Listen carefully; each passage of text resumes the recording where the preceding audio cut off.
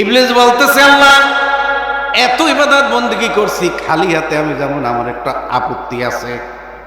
কি আছে? আপত্তি আছে। আমার আপত্তিটা আপনার শুনতে হবে। বলে, তোমার কি আপত্তি আছে বলো। লাগু, আমার 3টি আপত্তি।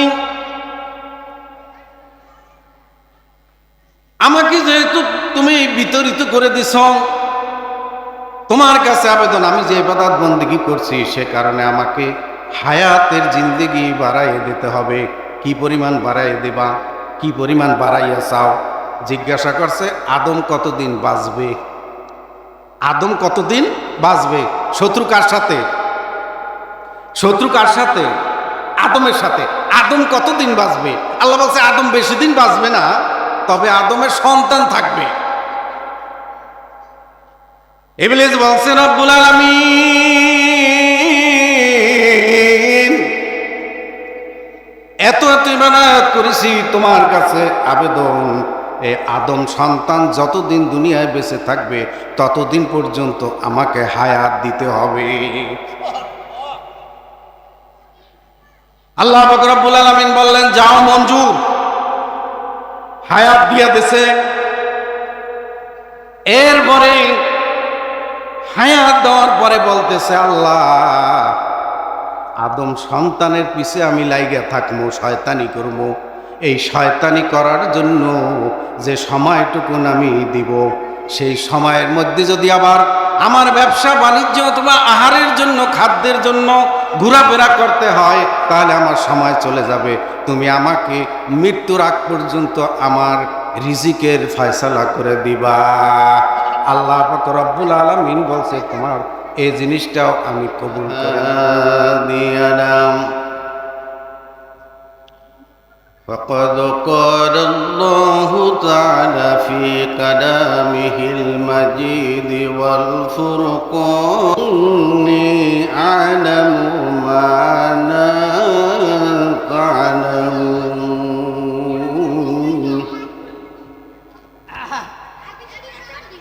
وقال رسول الله صلى الله عليه وسلم، اللهم بارك لنا في رجب وشعبان وبلغنا رمضان.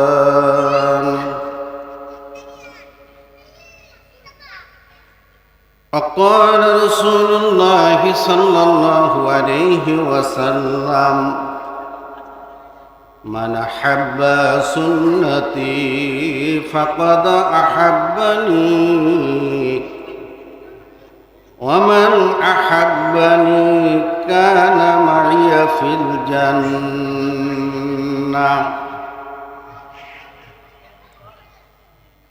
إن الله وملائكته يصلون على النبي، يا أيها الذين آمنوا صلوا عليه وسلموا تسليما. اللهم سيدنا مولانا محمد وعلى آل سيدنا مولانا محمد. اللهم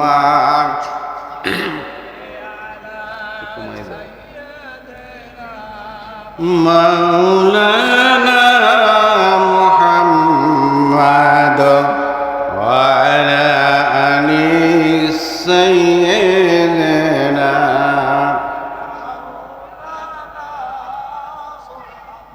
আরব দেশে মরুর দামি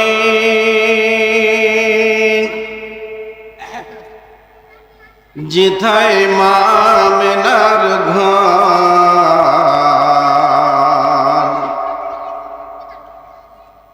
খোদার করুণা কৌসর হয়ে সেদাই ঝর সে বারংবার আল্লাহ সাল্লি আলা সাইয়্যিদিনা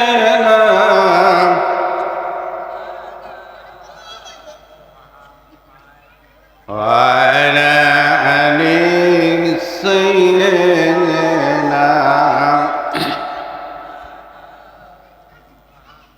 হাসর হইবে তামার জমিন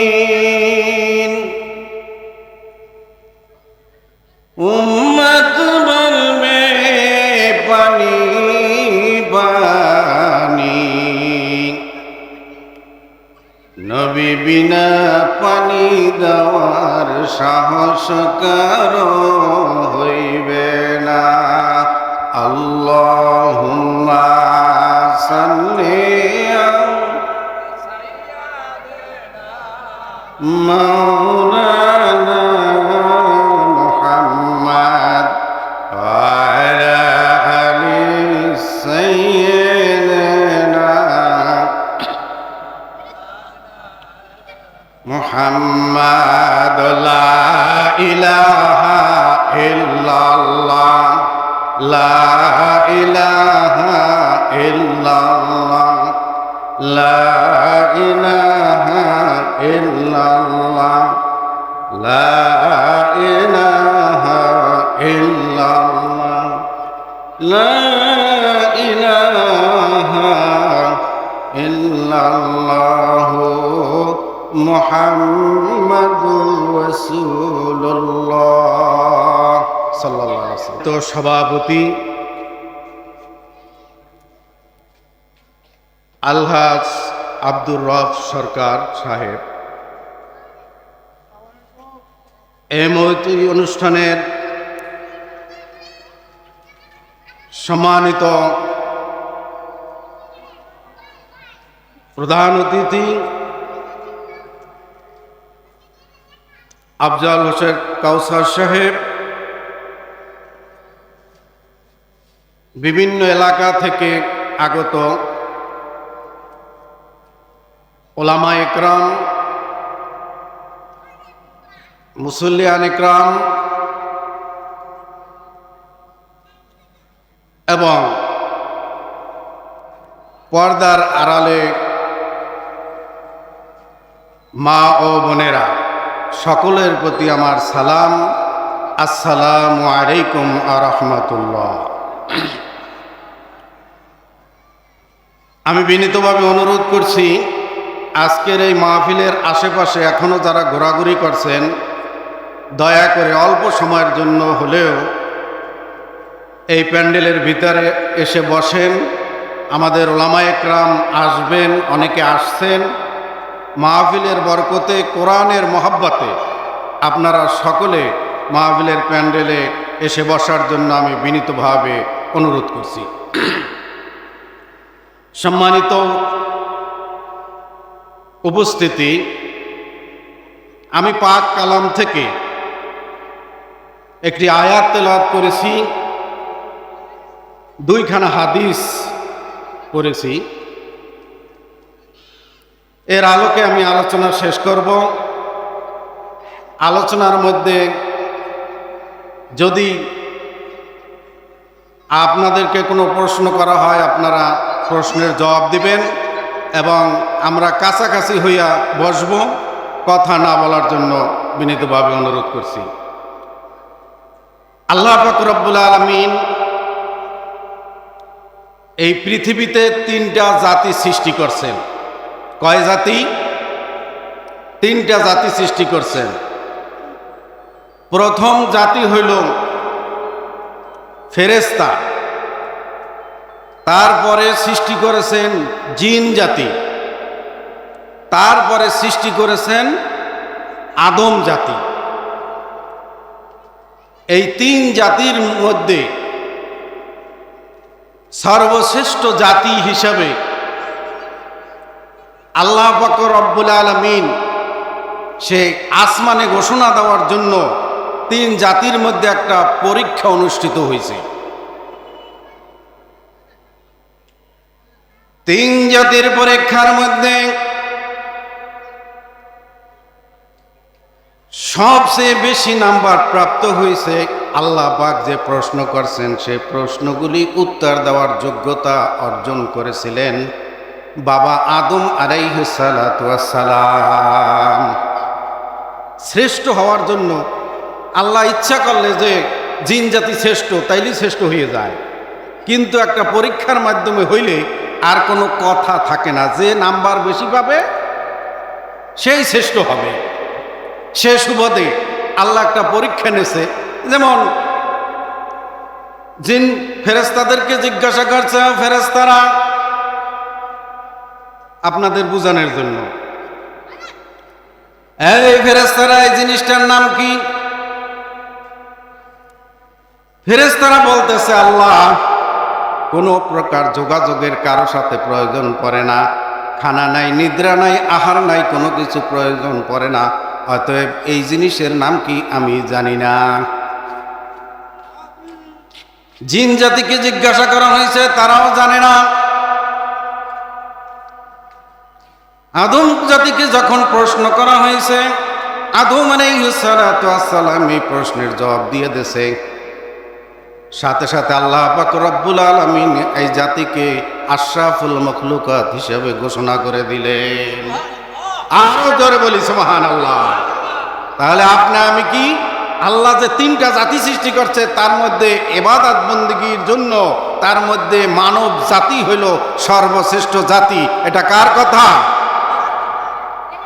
এই জাতিকে সৃষ্টি করার কথা যখন ঘোষণা দিলেন,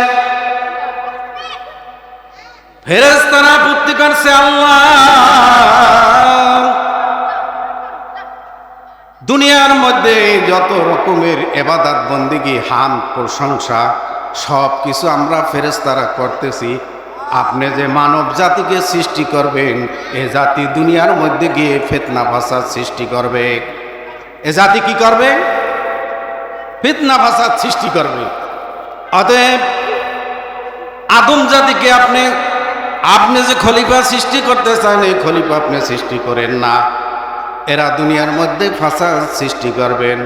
ওই ফেরেশতাদের কথার আলোকে আল্লাহ পাক রব্বুল আলামিন পবিত্র কালামের ভিতর ঘোষণা করেন, ওয়ালা ইন্নী আলামু মা লা তা'লামুন।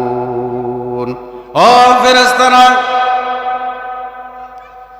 তোমাদেরকে আমি সৃষ্টি করেছি, জিন জাতি আমি সৃষ্টি করেছি, মানব জাতি দুনিয়ায় খিলাফত দিয়ে তাদেরকে সৃষ্টি করব। তারা ফাসাদ করবে না কি করবে সেটা তোমাদের সে আমি আল্লাহ পাক রব্বুল আলামিন ভালো জানি। আমি যা জানি তোমরা তা জানো না। কে বলছেন? অর্থাৎ আল্লাহ পাক রব্বুল আলামিন মানব জাতিকে সৃষ্টি করবেন, খলিফা হিসাবে দুনিয়ায় পাঠাবে। সেই হিসাবে আমরা এই দুনিয়ায় আসছি আল্লাহ পাকের কালামের ঘোষণা অনুযায়ী কি হিসাবে আসছি? খলিফা, প্রতিনিধিত্ব করব। ভাইয়েরা আমার, আল্লাহ পাকের প্রশংসা ফেরেশতারা করে, জিনেরা, মানুষেরা সর্বাবস্থায় আল্লাহর হুকুম মেনে চলে। আদম আলাইহিস সালাতু ওয়াস সালাম হইতে এই পর্যন্ত প্রতিনিধিত্বের জন্য দুনিয়ায় 1 লক্ষ মতান্তরে 2,24,000 পয়গাম্বর দুনিয়ায় পাঠাইছেন।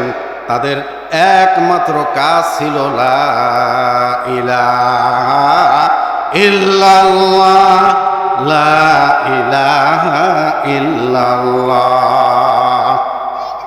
আর যুগে যুগে নবীদের যে আমি নবী হয়ে আসছি, আল্লাহ পাক আমাকে পাঠাইছে, শেষ অংশে এই ঘোষণাটা দিয়েছেন। এবং শেষ সুবাদে আমরা আখির জামানার উম্মত, আমরা বলছি লা ইলাহা ইল্লাল্লাহু মুহাম্মাদুর রাসূলুল্লাহ। মায়েরা আমার, খলিফা হিসেবে দুনিয়ায় পাঠানোর পরে আপনার আমার রব, আপনার আমার স্রষ্টা যিনি, তিনির নাম হইল আল্লাহ। তিনির নাম কি? আদম সন্তানেরা যে খলিফা প্রতিনিধি দুনিয়াতে পাঠাইছেন, সেই প্রতিনিধির এমনই এক মহান রব আমাদেরকে পাঠাইছেন। ওই মহান রবের জিকির সম্পর্কে আল্লামা রুমি রহমাতুল্লাহ আলাইহি ঘোষণা করেন, আল্লাহ আল্লাহ ইসে শিরি আস্ত নাম, আল্লাহ আল্লাহ ইসে শিরি আস্ত নাম, শির সাক্কার মে কুনাদ জানাম তামাম, আল্লাহ আল্লাহ ইসে শিরি আস্ত নাম, শির সাক্কার মে কুনাদ জানাম তামাম। রুমি রহমাতুল্লাহ আলাইহি বলেন, পৃথিবীতে যত রকমের সুস্বাদু খাবার আছে, সমস্ত খাবারের স্বাদ এবং তৃপ্তি যদি একত্রিত করা হয়, আল্লাহ পাক রব্বুল আলামিন জিকিরের মধ্যে, তার জিকিরের মধ্যে যে তৃপ্তি আছে, পৃথিবীর সমস্ত খানাপিনা করলেও সেই তৃপ্তি পাওয়া যাবে না। সুবহানাল্লাহ। আপনারা জানেন সর্বশ্রেষ্ঠ জাতি হইল মানব জাতি, সর্বশ্রেষ্ঠ উম্মত হইল আখির জামানার পয়গম্বর জনাবে মুহাম্মদুর রাসূলুল্লাহ সাল্লাল্লাহু আলাইহি ওয়াসাল্লামের উম্মত। পৃথিবীতে মুসা আলাইহিস সালাতু ওয়াস সালামের নাম আপনারা শুনেছেন, শুনছেন কি শোনেন নাই? শুনছেন? জোরে বলেন, শুনছেন? শুনছেন। মুসা আলাইহিস সালাম আল্লাহর সাথে কথা বলতেছেন। পৃথিবীতে আল্লাহ রব্বুল আলামিন 1,40,000 ভাষা সৃষ্টি করছেন, আল্লাহ সৃষ্টি করছেন। আর 40,000 ভাষা দুনিয়ার মধ্যে আছে, 1,00,000 ভাষা আল্লাহ ছাড়া দুনিয়ার আর কেউ জানে না। মুসা আলাইহিস সালামের সাথে আল্লাহ পাক রব্বুল আলামিন কথা বললেন, তুর পাহাড়ে গিয়ে কথা বলছেন। কথা বলতে বলতে বলতে বলতে এক পর্যায়ে মুসা আলাইহিস সালামকে জিজ্ঞাসা করেন আল্লাহ পাক রব্বুল আলামিন, মুসা গো, আমি যে এতক্ষণ তোমার সাথে কথা বলছি, তুমি কি আমার কথা কিছু বুঝতে পারছো কিনা? সব কথা কি বুঝতে পারছো? মুসা আলাইহিস সালাম জবাব দেয়, আল্লাহ আপনি যা কথা বলছেন সব আমি খেয়াল এবং ধ্যানের সাথে শুনেছি, কিন্তু আপনার একটি কথাও আমি বুঝতে পারি নাই। এবার আল্লাহ পাক রব্বুল আলামিন তার হিব্রু ভাষায়, তার মাতৃভাষায় কথা বলছে। কথা বলার পরে জিজ্ঞাসা করছে, ও মুসা, তুমি আমার কথা বুঝতে পারছো কিনা?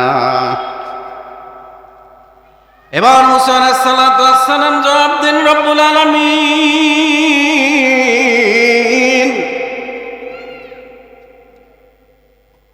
আপনি যতক্ষণ কথা বলছেন, সর্ব অবস্থায় যা কথা বলছেন, ম্যাক্সিমাম কথা বলছেন আখির জামানার পয়গম্বর মুহাম্মদুর রাসূলুল্লাহ সাল্লাল্লাহু আলাইহি ওয়াসাল্লামের উম্মতের গুণগান আপনি গাইছেন। সুবহানাল্লাহ বললেন না? যা কথা বলছেন, এই কথার সবগুলো কথাই আপনি আখির জামানার পয়গম্বর মুহাম্মদুর রাসূলুল্লাহ সাল্লাল্লাহু আলাইহি ওয়াসাল্লামের উম্মতের প্রশংসা করছেন। সেই নবীর উম্মত আমরা।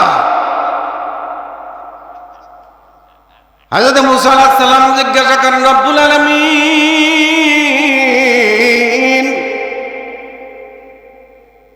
আখির জামানার পয়গম্বর মুহাম্মদ সাল্লাল্লাহু আলাইহি সাল্লামের উম্মতের এত মর্যাদা, এত গুণগান কেন গাইতেছেন?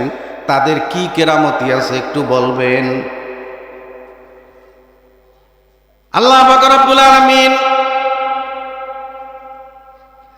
মুসা আলাইহিস সালামকে জানান, ও মুসা, শুনে রাখো, আখির জামানার পয়গম্বর মুহাম্মদ সাল্লাল্লাহু আলাইহি ওয়াসাল্লামের উম্মতের কয়েকটা গুণাগুণ আমি তোমাকে শুনিয়ে দিই। কয়েকটা গুনাহগুণ তোমাদেরকে শুনাইয়ে দিই। মুসা, আখির জামানার পয়গম্বরের উম্মতেরা যখন কোনো কাজ শুরু করবে, কাজ শুরু করার আগে সর্বপ্রথম তারা বলবে বিসমিল্লাহির রাহমানির রাহিম। কাজ শুরুর আগে কি বলবে? বিসমিল্লাহির রাহমানির রাহিম। হ্যাঁ মুসা, তুমি কি জানো এই বিসমিল্লাহর মধ্যে আমি কি ফজিলত দিয়ে রাখছি? তুমি শুনে রাখো। আমার বন্ধুর উম্মতেরা যখন বিসমিল্লাহ বলে কাজ শুরু করবে, আদম থেকে শুরু করে শেষ নবী পর্যন্ত 104খানা আসমানি কিতাব আমি নাজিল করছি। 104খানা কিতাব তেলাওয়াত করলে যে সওয়াব পাওয়া যাবে, আখির জামানার পয়গম্বর মুহাম্মদ সাল্লাল্লাহু আলাইহি সাল্লামের উম্মতেরা বিসমিল্লাহ শরীফ যখনই পড়বে তখন 104খানা আসমানি কিতাব তেলাওয়াতের সওয়াব তাদের আমল নামায় আমি লিখে দিব। আরো জোরে বলি সুবহানাল্লাহ। আর একটা গুণের কথা শুনে রাখো, আখির জামানার পয়গম্বর মুহাম্মদ সাল্লাল্লাহু আলাইহি সাল্লামের উম্মতেরা কাজ শুরু করার আগে বিসমিল্লাহ বলবে, কাজ শেষ করার পরে বলবে আলহামদুলিল্লাহ। আর আলহামদুলিল্লাহ বলার সাথে সাথেই আমি আল্লাহ পাক রব্বুল আলামিন খুশি হইয়া এমন পরিমাণে সওয়াব দিব। এই আলহামদুলিল্লাহ প্রশংসা যদি পৃথিবীর সমস্ত সমুদ্রের পানি দিয়ে কালি বানানো হয়, সমস্ত জমিনের গাছগুলি দিয়ে যদি কলম বানানো হয়, আলহামদুলিল্লাহ লেখা শেষ হবে, পানি শেষ হবে, গাছ গার্দান সব শেষ হয়ে যাবে, আলহামদুলিল্লাহর প্রশংসা গাওয়া লেখা শেষ হবে না। এই আলহামদুলিল্লাহ বলার সাথে সাথে এই সমপরিমাণ সওয়াব আমি আল্লাহ পাক রব্বুল আলামিন আখির জামানার পয়গম্বর মুহাম্মদ সাল্লাল্লাহু আলাইহি সাল্লামের আমল নামায় লিখে দিব। খুশি না বেজার? সবাই বসবেন। নামাজের তারা সুবহানাল্লাহ বলবে। কি বলবে? এজন্য আশ্চর্য ধরনের কোনো ঘটনা যদি আমরা শুনি তাহলে আমাদের বলা উচিত সুবহানাল্লাহ। যেমন আশ্চর্য ধরনের ঘটনা বিশ্বনবী মুহাম্মদ রাসূলুল্লাহ সাল্লাল্লাহু আলাইহি সাল্লামের জীবনে ঘটছে না? তার মধ্যে অন্যতম ঘটনা হইল মেরাজ। আর মেরাজের ঘটনা স্বয়ং আল্লাহ নিজে ঘোষণা করতে গিয়ে নিজেই বলছেন সুবহানাল্লাযী আসরা বিআবদিহি লাইলাম মিনাল মাসজিদিল হারাম ইলাল মাসজিদিল আকসাল্লাযী বারাকনা হাওলাহু লিনুরিয়াহু মিন আয়াতিনা ইন্নাহু হুয়াস সামিউল আলীম। এখানে এভাবে অনেক আয়াত আছে, তা আমি এই দিকে যাইতে চাইতেছি না। আখিরি জামানার উম্মতের তো দাম আছে না নাই? তো সেই উম্মত হিসাবে আপনি আমি হয়েছি, এতে খুশি না বেজার? খুশি না বেজার?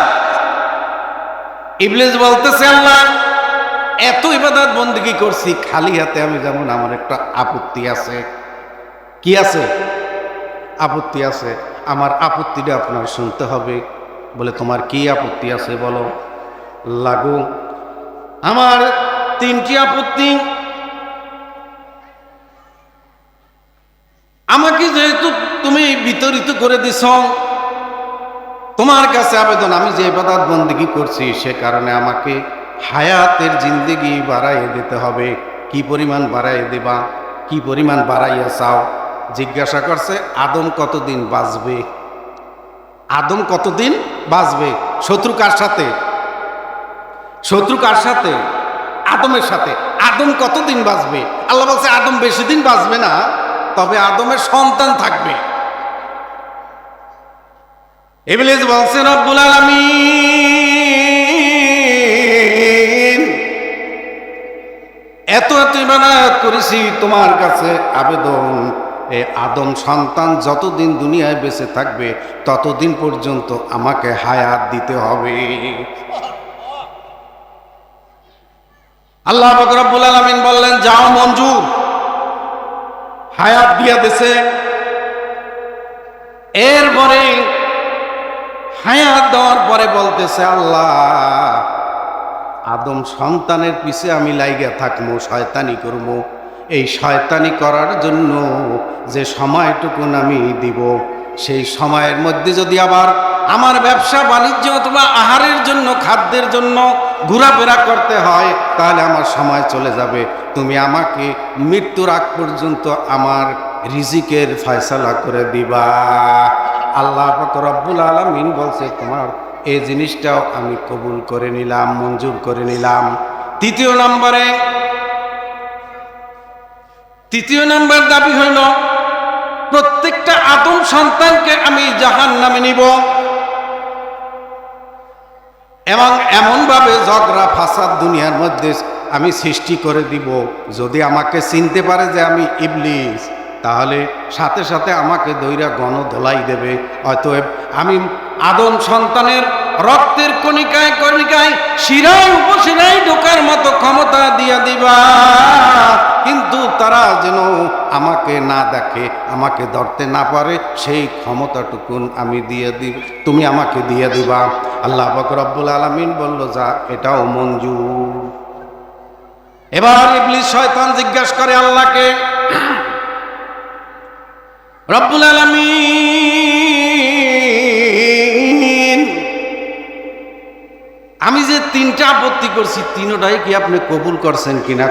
কবুল করছি। তোর কি সন্দেহ হয়? কয় না, আমার সন্দেহ হয় না। তাহলে আল্লাহ এবার শুনে রাখো, আদম সন্তান আদমকে আমি জান্নাত থেকে বের করব, দুনিয়া থেকে বের করব। আদমের প্রত্যেকটা সন্তানের রগে রগে ঢুইকে আমি অসহসা দিব এবং প্রত্যেকটা আদম সন্তানকে আমি জাহান্নামে নিয়ে যাব। কই নিবে? জাহান্নামে নিবে।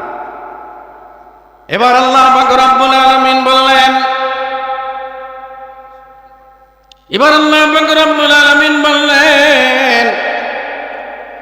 ও ইবলিস, তুই জানোস না 50 বছর, 60 বছর, 70 বছর, 100 বছর পর্যন্ত তারা গুনাহ করবে। সে গুনাহ করতে করতে করতে করতে একটা সময় আইসা বলবে, রব্বুল আলামিন, সারা জীবন গুনাহ করেছি, অন্ধকার কবরে থাকবো কেমনে গো? আল্লাহ, আমার জীবনের গুনাহ খাতাগুলি তুমি মাফ করে দাও। ও ইবলিস, তুমি জেনে রাখো, আমার বান্দা যখন আমার কাছে মাফ চাইবে, পাহাড় সমতুল্য গুনাহ নিয়া যখন হাজির হইবে, নামাজের পরে যখন হাত তুলে দোয়া করবে, রব্বুল আলামিন দয়া করে মেহেরবানি করে আমার গুনাহ মাফ করে দাও, আমি অন্ধকার কবরে কেমনে ঘুমাবো? হে ইবলিস, তুমি জেনে রাখো, আমি আল্লাহ পাক রব্বুল আলামিন আমার বান্দার জিন্দেগীর সমস্ত গুনাহ খাতাগুলি আমি আল্লাহ পাক রব্বুল আলামিন মাফ করে দিব। সুবহানাল্লাহ।